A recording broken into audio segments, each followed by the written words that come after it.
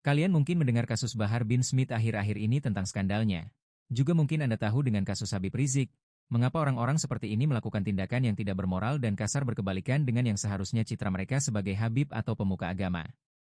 Di video kali ini kita akan mendengar dari pengalaman saya sendiri yang dibesarkan dalam kultur Arab, dan kita juga akan mencoba mengetahui dari segi saintifik dari mana tindakan-tindakan tidak bermoral dan kasar ini muncul. Mengapa banyak hal buruk yang terjadi pada orang berketurunan Arab atau apakah ini masalah genetik atau masalah kultur? So stay tune, kita akan menjawab semua itu di sini. Sebelumnya saya mencoba untuk menjelaskan sedikit tentang background saya. Saya adalah seorang yang berdarah Arab. Saya melihat banyak hal yang tidak baik tentang Arab, dan saya mungkin cukup trauma dengan Arab itu sendiri. Saya dibesarkan di keluarga Arab berbangsa Basa Lama. Orang Arab memiliki klan-klan sama seperti orang Batak seperti misalnya Lubis, Ginting, Simanjuntak, dan lain-lain.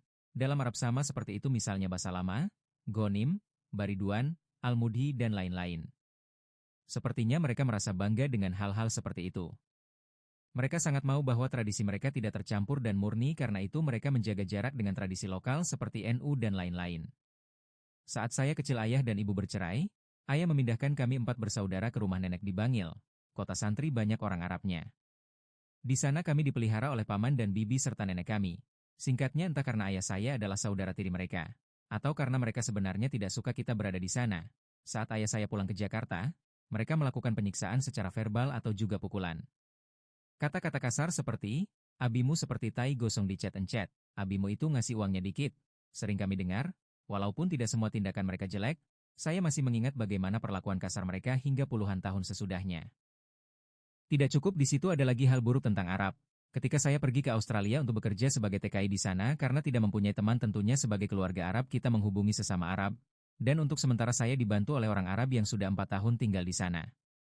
Ada banyak hal buruk yang kalian akan ketahui hanya ketika Anda hidup bersama mereka selama lebih dari 2 bulan, baru Anda akan mengetahui sifat asli mereka.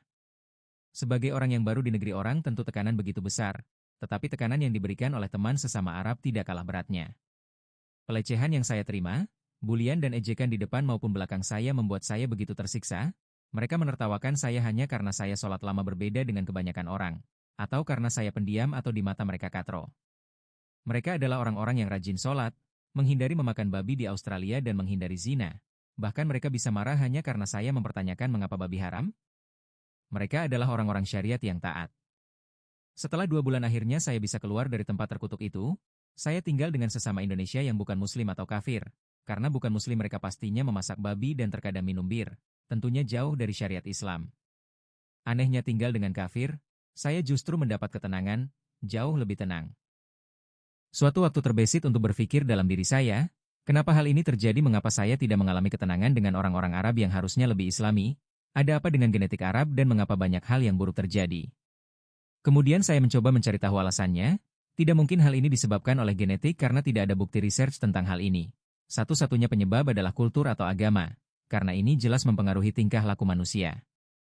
Tetapi bagaimana mungkin agama yang seharusnya menuntun manusia ke jalan yang baik malah justru membuat manusia bersikap kasar? Bukankah dalam hadis menggosipin orang itu sama seperti membunuh?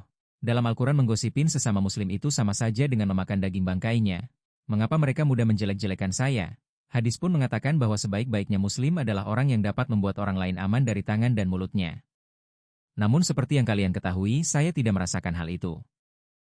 Sebenarnya sains juga berusaha membuat perilaku manusia menjadi baik di dalam psikologi. Namun tidak seperti agama, perubahan tersebut harus didasarkan pada data. Sebagai contoh, psikologi tidak akan merubah kebiasaan masturbasi atau berzina karena tidak ada indikasi bahwa tindakan tersebut merupakan gangguan. Jadi di dalam merubah manusia, psikologi membutuh landasan dari data, bukan kultur yang sudah terlanjur diadopsi. Manusia hidup di zaman batu dengan melakukan perkawinan tanpa mengenal hak milik. Tidak ada monogami, tidak ada ini wanitaku dan itu wanitamu. Mereka melakukan perzinahan dan ketika beranak dianggap anak bersama. Berbeda dengan emosi yang meledak-ledak, tentu ini akan mengganggu hubungan sosial manusia. Karena itu psikologi berusaha merubahnya. Psikologi pun memiliki metode untuk merubah orang, misalnya dengan latihan. Kamu boleh marah ketika kamu sudah berhitung sampai 3. Ketika ia berhasil menekan emosinya untuk tidak otomatis marah, mungkin setelah beberapa minggu maka waktu hitungnya diperpanjang lagi sampai 5. Jika sudah bisa menahan diri sampai 5 maka berhitung sampai 10 baru diperbolehkan marah dan seterusnya. Ini artinya bahwa sains memiliki metodologi untuk merubah manusia, berbeda dengan agama. Agama tidak memiliki metode bertahap seperti itu, hanya pasrah dengan janji hukuman dan pahala di akhirat yang lemah tidak efektif. Contoh lain perbedaan perlakuan antara agama dan sains. Iri di dalam sains itu hal yang biasa namun akan sangat mengganggu jika mencoba mencari kejelekan orang yang kita irikan. Ini akan merusak hubungan dari manusia itu sendiri. Maka cara menghadapi iri adalah berfokus pada diri sendiri sehingga rasa iri dapat menjadi bahan bakar untuk maju bukan menjadi haters. Sedangkan di dalam agama iri ya iri harus dimusnahkan dan mendapat dosa. Artinya tanpa metode dan sudut pandang yang jelas agama berusaha membuat manusia menjadi bukan manusia. Karena sejatinya setiap manusia pasti iri.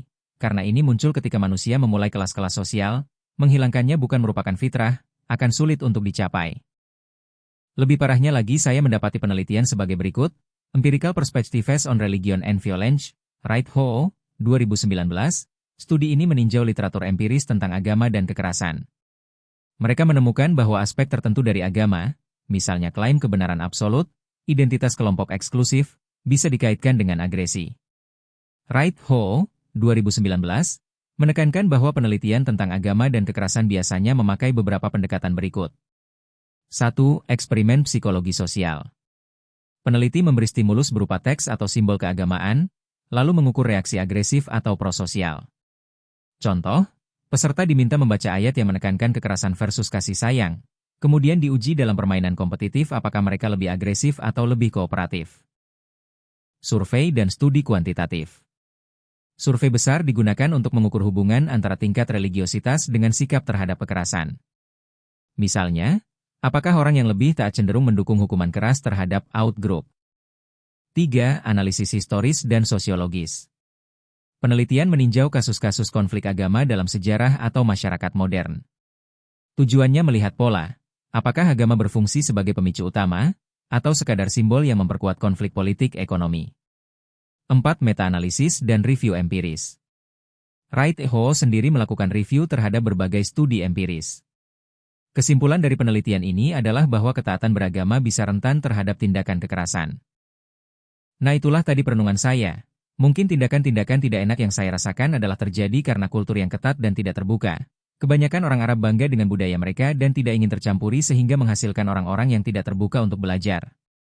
Dan lagi pula orang yang hanya berkutat pada syariat menghasilkan orang-orang yang keras pada agama mereka dan tidak belajar untuk mengolah batin menjadi lebih lunak, bahkan mereka membenci orang-orang yang mengolah batinnya seperti sufi yang mereka anggap tidak sesuai dengan agama atau mirip dengan pagan. Sampai di sini dulu curhat kali ini, mudah-mudahan video kali ini bermanfaat.